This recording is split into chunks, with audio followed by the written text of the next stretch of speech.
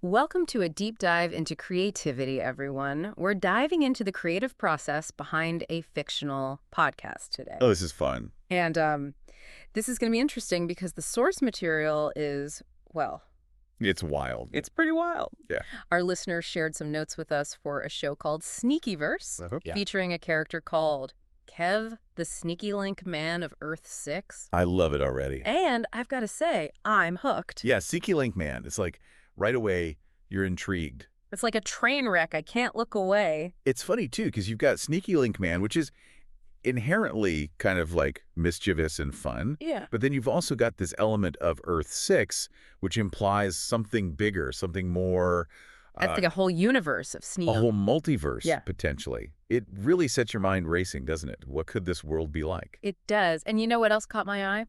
The episode title, The Excuse Text. Oh, that's a good one. Yeah. I'm already imagining all the scenarios. I know, right? So before we get into the nitty-gritty, can you walk us through the basic premise of the episode? Okay, so picture this. Kev wakes up after a night out, right? But he's not with his wife. He's with someone named Throat Goat. And, of course, he has to find a way to explain this to his wife. Oh, this is just a recipe for disaster. I can already see it. Oh, absolutely. And that's where the comedy comes in, right? It's like a ticking time bomb of awkwardness and potential exposure. It's like he's juggling chainsaws, and we're just waiting to see if he'll drop one. And you've structured it so well. Those scene-by-scene notes you shared, they're like a roadmap to building tension. So walk us through some of those key moments. What are some of the things that make this episode, The Excuse Text, really pop? All right, so scene one, right off the bat, Yeah. starts with Kev waking up in bed. He's with his wife, totally oblivious to what went down the night before. And Kev, he's freaking out internally. Why? Because he's got all these unread messages, right? And who are they from? Throat Goat? You're throwing him right into the fire from the very beginning. Got to start with a bang, right? I love it. Was this always the opening scene you had in mind? You know, it really was. I wanted to establish that central conflict right away, you know? Kev's double life and that constant threat of getting caught. It's like that saying, there's no rest for the wicked. But in Kev's case, it's more like, there's no rest for the sneaky linker. There's no rest for the sneaky linker. That should be the tagline for the entire show. But seriously, starting the episode like that, it immediately puts the listener on edge. You know something's up, and you're just waiting for the other shoe to drop. Exactly. You're hooked from the first scene. Yeah. And that's what you want in a story, right? Absolutely. You've got to grab the audience's attention and make them want to know what happens next. So how does Kev try to wriggle out of this situation? He doesn't come clean right away, does he? Kev, come clean. Come on now. You know better than that. No. I mean, that wouldn't be very sneaky link man of him, would it? So what does he do? So we're in scene 2 now. Kev's wife is still asleep, right? And he seizes the moment. Oh, this is going to be good. He tries to cover his tracks by sending a text to Throat Goat. Let me guess. Something like, hey, what's up? Totally playing it cool. He's smoother than that.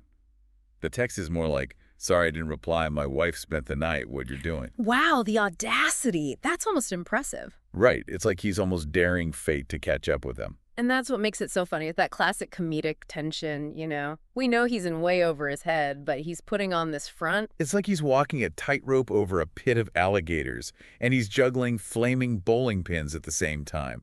You can't look away. You're killing me with this imagery. Okay, so he sent this ridiculous text. What happens next? Does Throat Goat buy it? Well, about that, Yeah. just as Kev hits send, his wife wakes up. Oh, no. You could hear that coming a mile away. Right, and she hits him with the classic line, who are you texting this early? Oh, man. Talk about being caught red-handed. Well, phone-handed in this case. How does he talk his way out of that one? What do you think? Let me guess. More lies. He's a master of deflection, that's for sure. He mumbles something about work, but it's clear he's on thin ice. And then, scene 4, things escalate quickly. Throat Goat replies. Oh, she's not letting him off easy, is she? Not a chance. She basically tells him he better make it up to her. She's not happy about being ghosted. Wow, so now he's got 2 unhappy women on his hands. This is getting messy. This is where the juggling act really begins. It's not just about hiding his actions anymore. It's about managing 2 relationships at once, both of which are about to explode. Talk about high-stakes comedy. I'm curious, how do you approach writing dialogue like that? Dialogue that's funny but also has this underlying tension. That's the fun part. For me, it's about finding that balance between wit and desperation. So his lines should be funny, but also have this edge of like, oh my God, I'm about to get caught. Exactly. Yeah. You want the audience to laugh, but you also want them to feel that tension, that sense of impending doom. It's like a ticking time bomb, right? Precisely. Okay, so scene 5. We find Kev caught between a rock and a hard place. His wife is suspicious, Throat Goat is demanding, and to make matters worse, his phone keeps buzzing. Each notification is like a little grenade of potential drama. It's like you've made the phone the symbol of his infidelity. It's a constant reminder of his double life, right? Yeah. And it's a source of both temptation and terror for him. It's like Chekhov's phone. You know it's going to ring at the worst possible moment. And that moment arrives in scene 6. Kev's wife finally leaves the room, giving him just enough time to check his phone. Throat Goat sends one final message. It's a doozy. She threatens to expose him if he tries to ghost her again. No way. She's playing hardball. She's not just a one-dimensional character in this whole thing. Right. She's got agency, she's got demands, and she's not afraid to use them. I love that you gave her so much power in the story. So often the other woman is portrayed as this passive figure, but Throat Goat is a force to be reckoned with. Exactly. And that makes the story so much more interesting, right? Yeah. And then the episode ends with Kev thinking, Don't tell me. Let me guess. Yeah. I'm in too deep. close. He thinks, another day, another mission complete. That's even better. It's like he's almost proud of himself for getting away with it. He's almost desensitized to the risks, Yeah. which is a little scary when you think about it. It's like it's just another Tuesday for him, you know? He's living life on the edge, and somehow it's becoming normal. Yeah, there's definitely a sense of, like, is this sustainable? Can he keep getting away with it? Or is it all going to come crashing down eventually? Right. And that's what makes it so compelling. You've tapped into this, like, universal fear of getting caught, of our secrets being exposed. Absolutely. And you know what else is interesting about that ending? It makes you wonder, is Kev really okay with this lifestyle? Or is that nonchalance just a mask? Ooh, good point. Is he suppressing some inner turmoil? Exactly.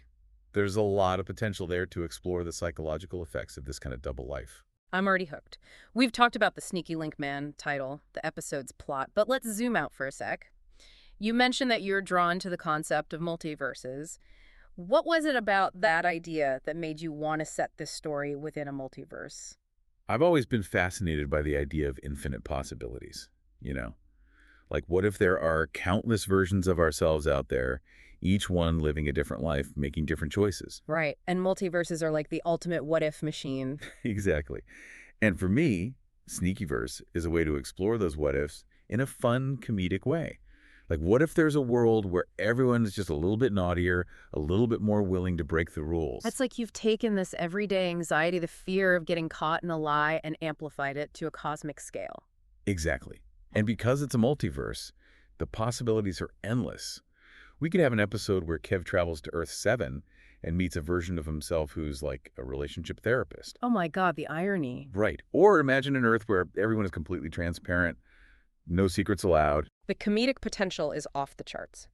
What advice would you give to someone who, maybe inspired by Sneakyverse, wants to create their own multiversal stories? Oh, that's easy. Don't be afraid to go big. Hey. Multiverses are all about embracing the absurd, the impossible. Lean into the what-ifs, have fun with it, and don't be afraid to break a few rules along the way. I love that. Break those rules. And on that note, I think we've had a pretty epic rule-breaking deep dive today. Any final thoughts before we wrap things up? Just that it's been so much fun exploring the Sneakyverse with you. It's amazing how much creativity and thought can go into even a single episode outline. It just goes to show inspiration can come from anywhere. Who knew that a few pages of notes about a sneaky link man could spark such a fascinating conversation? You said it. To our listeners, thanks for joining us for this wild ride into the world of Sneakyverse and the power of creative brainstorming. Until next time, keep those imaginations running wild.